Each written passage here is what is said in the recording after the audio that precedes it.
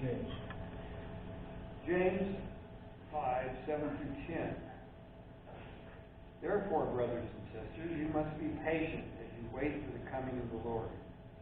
Consider the farmer who waits patiently for the coming of rain and fall and spring, looking forward to the precious fruit of the earth. You also must wait patiently, strengthening your resolve, because the coming of the Lord is near. Don't complain about each other, brothers and sisters, so that you won't be judged. Look, the judge is standing at the door. Brothers and sisters, take the prophets who spoke in the name of the Lord as an example of patient resolve and steadfastness. The Gospel, Matthew 11, 2 through 11. Now when John heard in prison about the things that Christ was doing, he sent word by his disciples to Jesus, asking, "Are you the one who is to come, or should we look for another?" Jesus responded, "Go, report to John what you hear and see. Those who were blind are able to see. Those who are crippled are walking. People with skin diseases are cleansed. Those who were deaf now hear. Those who were dead are raised up. The poor have good news proclaimed to them. Happy are those who don't stumble and fall because of me." When John's disciples had gone, Jesus spoke to the crowds about John. "What did you go out to the wilderness to see? A dog blowing in the wind? Or did you go out to see? What did you go out to see? Look, those who wear refined clothes are in royal palaces. What did you go out to see? A prophet? Yes, I tell you, and more than a prophet. He is the one whom it is written, 'Look, I'm sending my messenger for you, who will prepare your way before you.' I assure you that no one who's ever been born is greater than John the Baptist. Yet whoever is least in the kingdom of heaven is greater than he." May the words of my mouth and the meditation of my heart be acceptable in thy sight, O Lord, my strength and my Redeemer. Amen. Well, you remember over the last 2 weeks we talked about hope. Last week we talked about joy. And we undergirded all of that emotion with faith. We indicated that we sometimes sing a hymn, Faith of Our Fathers, Holy Faith. We kind of resonate with the ongoing faithfulness of the community. And that was the same as in those times when we're talking about in the Scriptures, the faith of the Jewish community and their Torah teachings and how that resonated with them as they walked and did their lives. And all the rules and regulations that seemed to stipulate what was righteous and what wasn't, as in Exodus, Deuteronomy, Leviticus, and all of those areas where some of those rules are placed into the society. Last week we talked about joy, and how joy, after our hope and with the situation of hope being fulfilled, that our body resonates or our mind resonates with joy. And the question is, can you live continually in joy? And the question is, probably not. The reason I say that is that our lives are bombarded by things that aren't joyous significant amounts of the time. And so that our minds are placed in a non-receptive model at times, and so therefore the joy that abounds around us that we can see and live into seems to be besmudged or besmirched by the surrounding episodes of culture or input that we get just on our daily living process. And so that abundance of joy that we feel or might have felt at any particular time seems to kind of ebb. Remember last week I said joy flickers, but with hope and faith it rebuilds, and as the joy of the rebuilding and the activity continues, the candle of joy remains lit in our hearts. And so therefore we can continue. But I'm talking about the flickering candle today. I'm not talking about the brightly lit candle, which we can all talk about and say, oh, wow, that's a terrific situation that I can speak to and witness toward. So when that candle is flickering, when that candle is being bombarded and all of the activities of life are trying to snuff it out, we're not at peace, are we? We're kind of in chaos. We're living in a fractious environment. We're pulled one way and then pulled the other, have an idea here, an issue there, a confrontation here, a situation of stress there. And so we live in a world of torsion and tension. And when we live in a world of torsion and tension, the peacefulness that we want to live in or abound in or abide in is kind of pulled apart. It's like taking a heart on Valentine's Day and ripping it into shreds and just letting the pieces fall by the wayside. The question is, how do they get back together again once they've been shredded and pulled apart?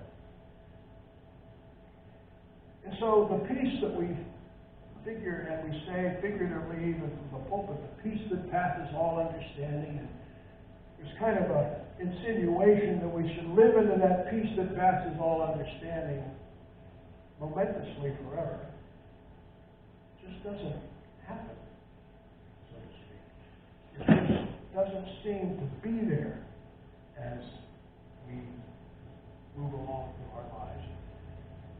And so the question is, where does that peace then come from if the world is chaotic and the whole situation is bashing us like a ship tossed in the sea?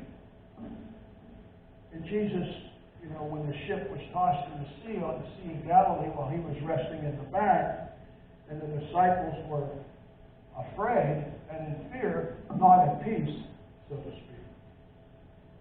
Jesus awoke, calmed the sea, and then he had a little talk with his disciples. He had a talk about the baseline of all of the episodes that went on in their experience. They had faith that he was the Messiah, except when it was stressed.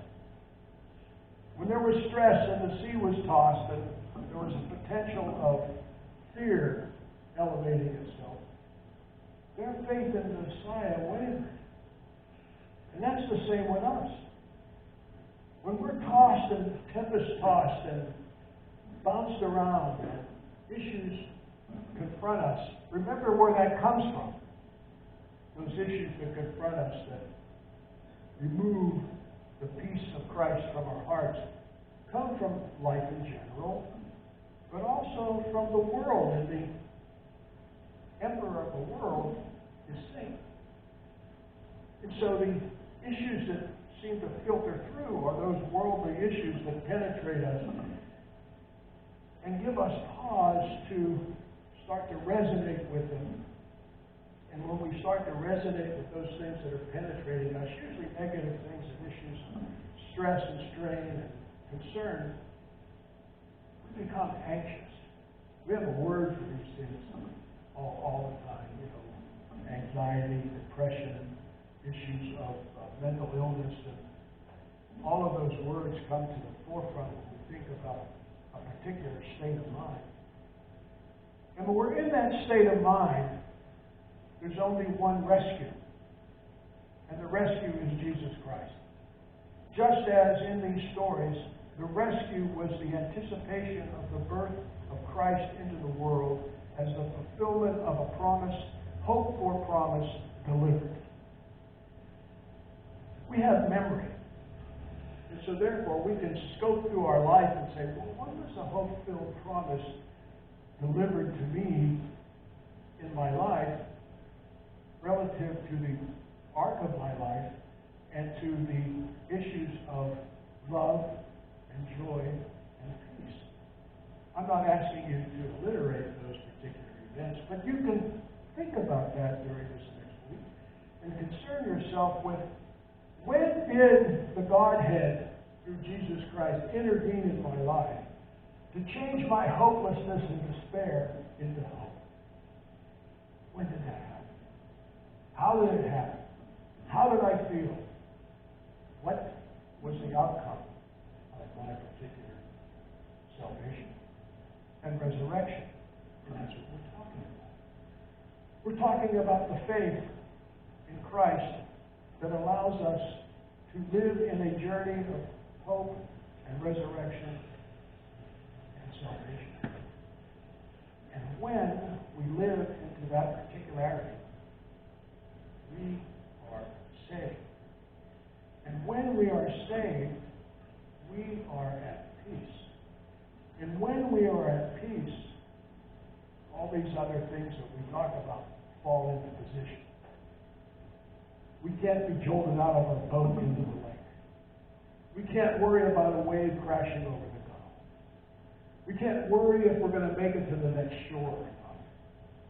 We can't worry about issues that bombard us from the world because we have a rock, which is Jesus Christ, our salvation, our Lord.